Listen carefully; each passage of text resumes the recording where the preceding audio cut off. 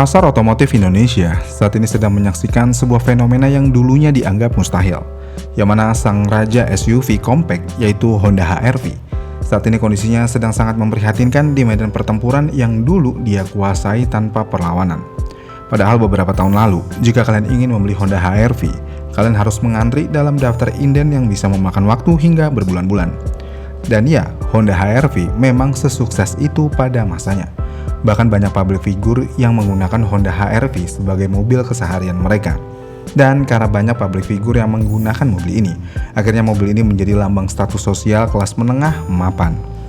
Terlebih lagi selain public figure, mobil ini memang memiliki daya tarik yang luar biasa, sehingga banyak orang dari berbagai kelas menggunakan mobil ini. Namun sayangnya roda itu berputar, yang tadinya dielulukan saat ini seperti tidak dilirik lagi sama sekali. Fakta menariknya adalah, nasib Honda memang sedang di ujung tanduk banget saat ini. Dan sayangnya lagi, walaupun jajaran mobil Honda cukup banyak, Honda saat ini hanya menggantungkan hidupnya dengan menjadikan Honda HR-V dan Honda Brio sebagai tulang punggungnya. Ironisnya, mungkin Honda Brio masih mendapatkan penjualan dan wall sales yang cukup stabil di angka ribuan unit. Namun sayangnya Honda HR-V, dikabarkan Honda HR-V saat ini hanya bisa menghasilkan wall sales sebanyak ratusan unit aja.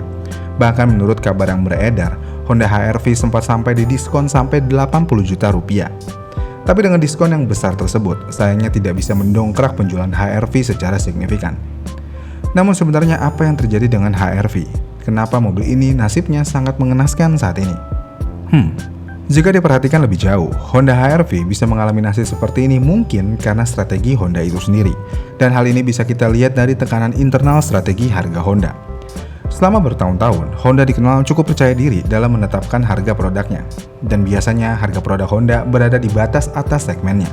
Masalahnya adalah, dalam beberapa waktu terakhir, ekonomi Indonesia saat ini cukup labil, salah satunya di ekonomi makro. Jika ketika kondisi ekonomi makro melambat, ditambah suku bursa juga naik dan pengetatan kredit terjadi di mana-mana, biasanya daya beli kelas menengah yang menjadi target pasar utama HR-V akan terkena dampak paling besar di sini. Apalagi kita harus mengakui juga, lebih dari 70% penjualan mobil di Indonesia terjadi melalui skema kredit, yang berarti hal ini akan berkesinambungan. Belum lagi Honda HR-V saat ini tidak bisa bermain sendirian lagi. Walaupun di tahun kemunculannya yaitu tahun 2015, Honda HR-V memiliki pesaing juga seperti Mitsubishi Outlander Sport, Nissan Juke, dan Ford EcoSport. Namun jika kita mau bandingkan secara apple to apple, tidak ada satupun yang bisa menyaingi Honda HR-V.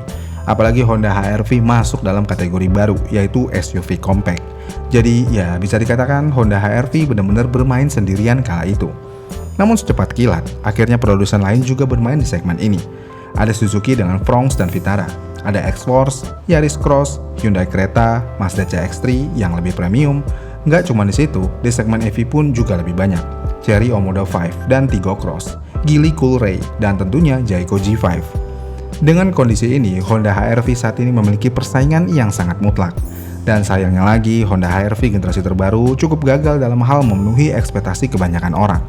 Bahkan ironisnya masih banyak yang mengagumi Honda HR-V generasi lama daripada Honda HR-V generasi terbaru. Dan hal ini bukan soal harga, tapi lebih ke preferensi desain dan fitur. Dan salah satu keluhan umum yang terjadi dengan HR-V baru adalah tentu aja fitur sunroofnya, yang mana di generasi lama sudah menggunakan motor otomatis, sedangkan di generasi baru menjadi manual. Tapi oke lah, mungkin ada alasan yang rasional untuk perihal tersebut. Namun desain, mungkin maksud Honda bagus, merubah HR-V secara signifikan supaya mobilnya terlihat sangat modern. Secara kasat mata, jujur aja, desainnya hampir tidak ada yang salah. Hanya aja preferensi orang mungkin berbeda-beda. Ada yang bilang jelek, ada yang bilang bagus. Namun jika dilihat dari hal yang ada, banyak orang yang terlalu jatuh cinta terhadap desain Honda HR-V lama. Dan mungkin jika banyak yang kaget ketika Honda mengeluarkan Honda HR-V dengan desain yang terlalu berbeda dengan yang lama, secara bisnis seharusnya hal ini sangat menarik. Tapi sayangnya untuk loyalis, hal ini bisa menjadi pisau bermata dua. Karena hal ini bisa membuat kubu loyalis menjadi kebelah dua. Terlebih lagi juga, dengan pembaharuan yang menurut saya cukup bagus, tapi harga yang ditawarkan Honda menjadi cukup mahal. Yang mana Honda HR-V langsung mengalami kenaikan harga sekitar 11-70 juta rupiah tergantung variannya. Disinilah masalah mulai terjadi. Strategi harga Honda mungkin harus dikoreksi lagi.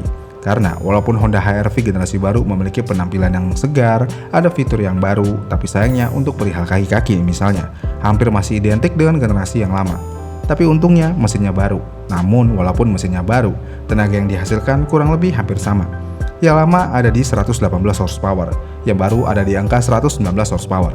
Tapi sistem kerjanya berubah dari SOHC menjadi DOHC, yang berarti napas mesinnya bisa lebih panjang di putaran atas. Efisiensi bahan bakar dan emisi pun juga jadi lebih baik. Dan yang pasti juga dengan mesin DOHC, mesin jadi lebih responsif untuk tarikan atasnya. Namun satu hal yang membuat Honda HR-V ini semakin kurang diminati selain harganya yang memang sudah cukup tinggi, yaitu penyakitnya. Misalnya yang pertama ada di kaki-kaki. Geluduk-geluduk adalah masalah yang cukup umum ditemukan di Honda HR-V. Dan sayangnya masalah ini muncul rata-rata tidak sampai penggunaan selama 3 tahun.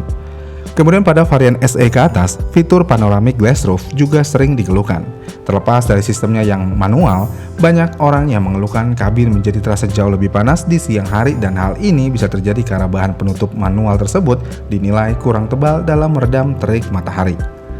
Kemudian selain itu ada mesin. Dengan perubahan mesin ke DOHC, sayangnya banyak yang mengeluhkan kalau Honda HR-V generasi terbaru malah memiliki tarikan awal yang lambat. Udah mesinnya lambat, ditambah transmisinya CVT. Ujian kesabaran akan selalu dimulai ketika ingin menggunakan mobil ini. Kemudian terakhir, fitur unggulan mobil ini yaitu Honda Sensing. Kalau ngomongin fitur canggih kayak gini, biasanya kita tidak perlu meragukan lagi mobil keluaran Jepang. Tapi sayangnya di Honda HR-V generasi terbaru ini, Honda Sensing-nya banyak dikeluhkan sering error atau unavailable tiba-tiba. Dan masalah ini sering terjadi ketika hujan deras. Mungkin sensing-nya terlalu sensitif sehingga hal ini bisa terjadi. Di satu sisi, sensing yang terlalu sensitif adalah hal yang bagus, tapi di sisi lain hal ini terkadang bisa membuat hal-hal yang tidak diinginkan malah terjadi. Iya kan? Namun di luar dari ini semua, apakah Honda HR-V terbaru adalah mobil yang buruk? Secara harfiah tentu aja tidak. Walaupun mobil ini lemot di tarikan awal, tapi tarikan atasnya cukup enak. Dan saya pernah mencoba mobil ini untuk keluar kota, rasanya benar-benar nikmat banget tarikan atasnya. Kemudian untuk perihal desain.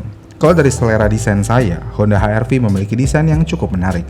Tapi untuk di bagian depan ya, kalau di bagian belakangnya, jujur aja saya kurang terkesima, tapi masih oke.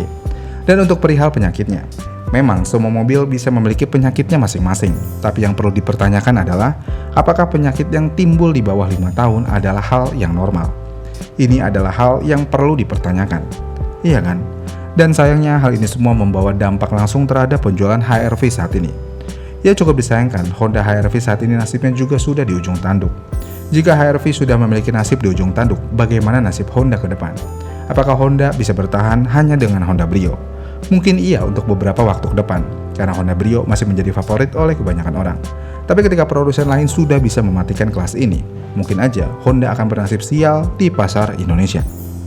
Gimana nih menurut kalian? Komen di kolom komentar di bawah ya. Terima kasih sudah menonton dan sampai jumpa di video selanjutnya.